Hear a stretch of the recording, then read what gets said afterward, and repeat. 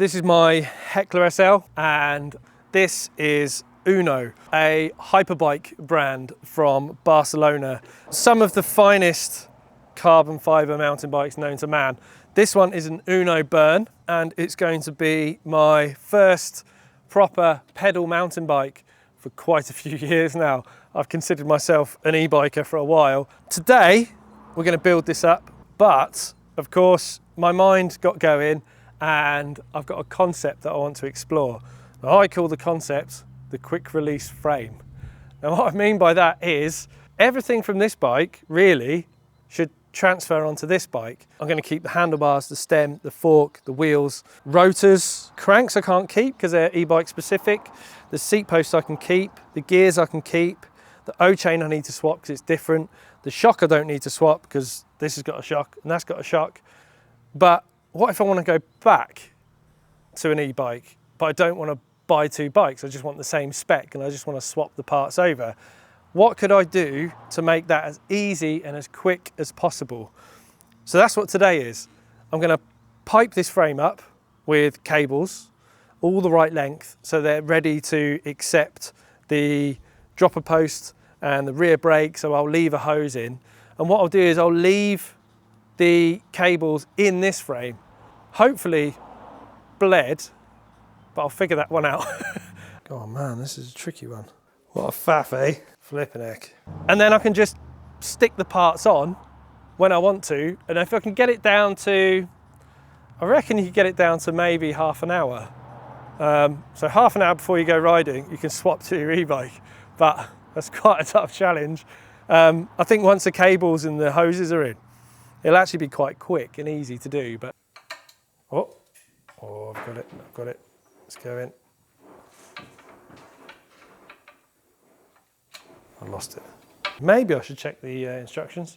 Slightly annoying. I lost it.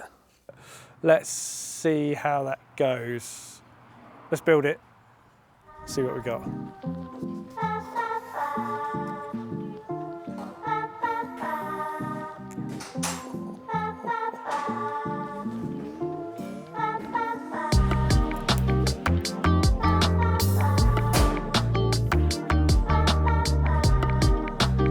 Are we done? No, we're not. Oh, seat post and caliper.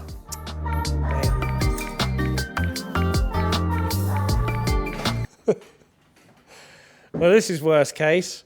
I stupidly pulled the seat post out without pushing the cable through at the same time. So now the inner is stuck down there somewhere, and that wasn't the point.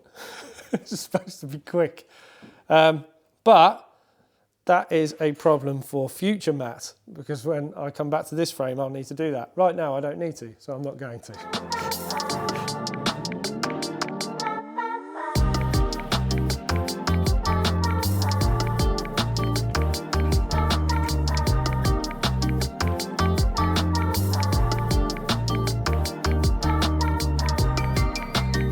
I'm not doing this, internet. Oh, he clamped a carbon frame. Does it route through there? I guess so. Oh, got it. Seat post.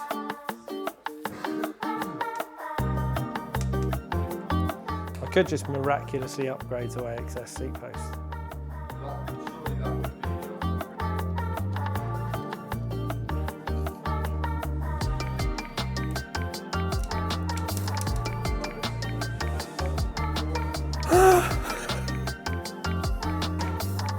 Man, this is a tricky one.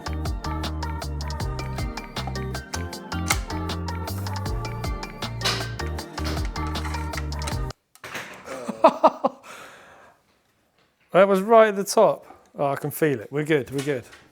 Yeah! Just say well done or something. Okay, good. Cable's in. Like I say, you only have to do that once, and I'm not doing it again, so.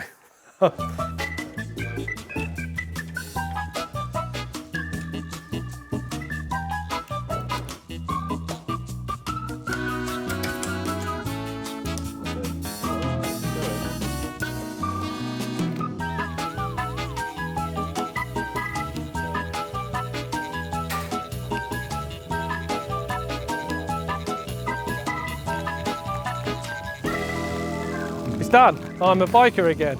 I've swapped my e-bike frame for my new enduro mountain bike frame. It went pretty well. I'd say there are a few things where maybe I could have prepared, like got the right bottom bracket for instance, but now the cranks are in and the seat post cable is plumbed in, it should be relatively quick just to swap the parts over. I do think I'll go and buy myself a Fox wireless dropper post because I can't deal with not having a Kashima post on a bike like this that's got Kashima. You've got to finish it off right. The mix of Shimano crank and SRAM gears is a problem for me. I don't know if I'll be able to sleep at night, but let's see. But look at it. The way it's come out, it's just phenomenal. I've never seen a bike in the flesh that looks that good. That is an absolutely stunning bike. Now, I'm gonna be riding this, I'm gonna be racing it. It's gonna be my bike of choice for the summer. I'll probably change some components around. I get quite fussy with that stuff, but the bike itself is a proper enduro bike. It's 170mm fork, 160mm travel on the back, carbon, long, low, slack race bike really. It's super light. It's got frame storage as well, very similar to the sort of specialized frame bag that you get in the swap boxes and Santa Cruz. So I'll be putting all sorts of goodies in there for my race days. I guess the next thing to do is to do a bit of suspension setup on the shock. The forks I've got pretty dialed from the e-bike. Might come back a bit in pressure because this bike's a lot lighter. Do that and then I guess head to the woods and actually give it a ride. This will be the first normal bike ride I've done in a couple of years. So let's see how I go. But I'm feeling fit, so let's see. Let's see what this is like on one of the tracks here.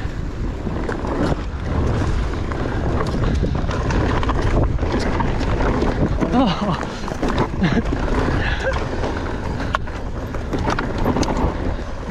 Blown out that track.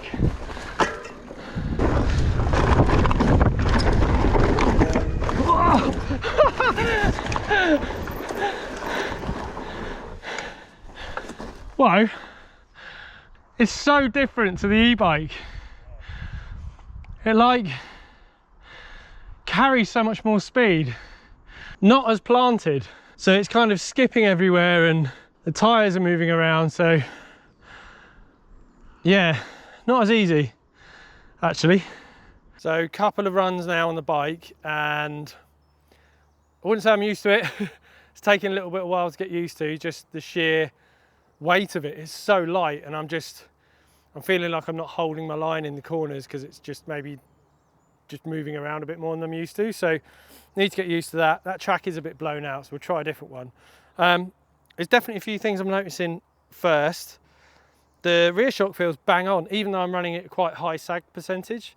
So these bikes run between 35 and 40% sag, which is a lot, but it's an enduro bike and it's super rampy. So the amount of progression in the linkage is a lot.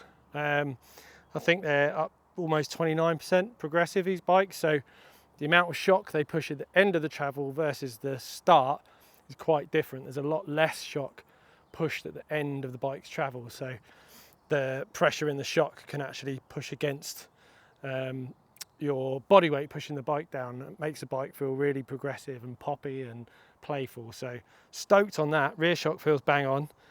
Maybe I need to come up a little bit on low speed and high speed compression because it still does feel a little bit soft, but I don't want to move the sag point by putting more pressure in. So I'm going to go up on compression on the rear. The front is still a project. So this bike should have a 170mm fork. I didn't have time to travel change it from the 160 fork from my Heckler SL. So really it feels a bit soft. I need to come up in pressure a little bit. So I'm going to do that.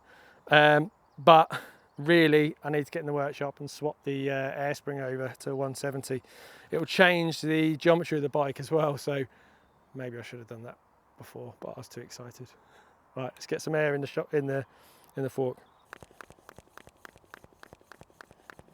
Okay, so a little bit more pressure in the fork. Let's see how that feels.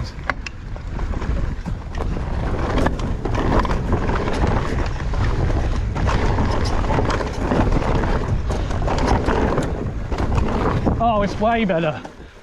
Isn't that funny?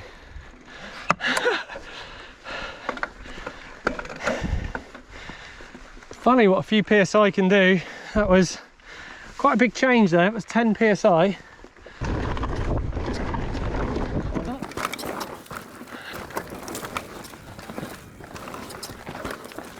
Biggest takeaway so far, just on that loamy kind of loose track, is that I think e-bikes tend to inspire confidence.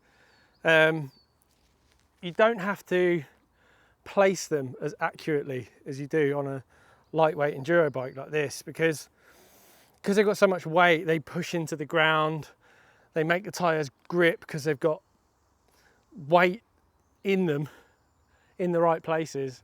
Whereas this, you have to be a little bit more accurate, a little bit more precise, because it does tend to move around. The grip levels are lower just because of the weight of the bike. So I think where I'm lifting up and like pushing into the corners, I need to exaggerate that on this bike compared to an e-bike where I can just kind of point and shoot really, because the weight sort of drives you through the corner.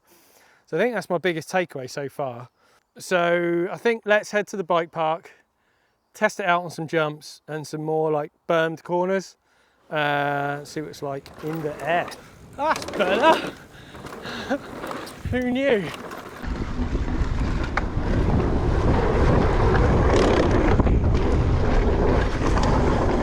Why?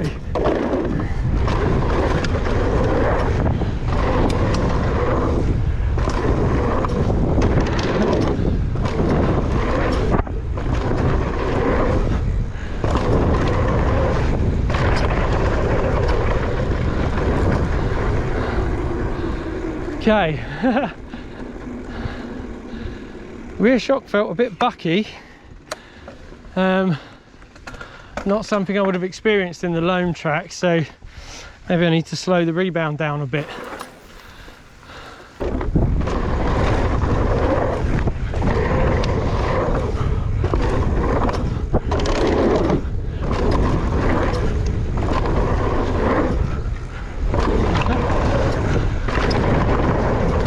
Oh, I'm tired.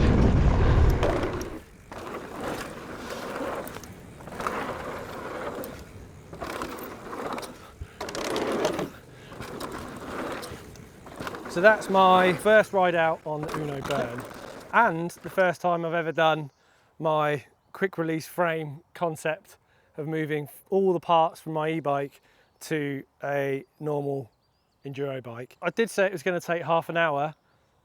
Maybe it took more like 2 days with quite a lot of help from people. But through the magic of editing, it looks like half an hour. So for the purpose of this film, it was half an hour. But in reality, I had to do everything from scratch. And once I've done that, I should be able to swap back and forth between those frames a bit easier. Because the cables are routed already, I've now got bottom brackets and cranks, the right ones, because I fitted the wrong ones before, long story. And in hindsight, I'd probably fit a wireless dropper post and just not bother with the cable at all, because actually internal cable routing and maybe the internal headset routed cables can be a little bit tricky, which is maybe an understatement. But we got there, and I think I could swap back to the e-bike quite quickly now. But I need to stick to this bike for now because I've got a race in August and I actually need to get fit and pedal a bike without a motor. But first impressions, bike's sick. I just need to remember to unlock the suspension when I go downhill. I need to spend some more time on it. I need to change some bits. Bikes like this that are kind of thoroughbred race bike do take a lot of setup, and I am a bit of a faffer with setup, so there's some more stuff I need to do, but maybe we can come across that in another video. But there we go, that's the Unno Burn. It is a demo bike technically as well, so you can come and ride it.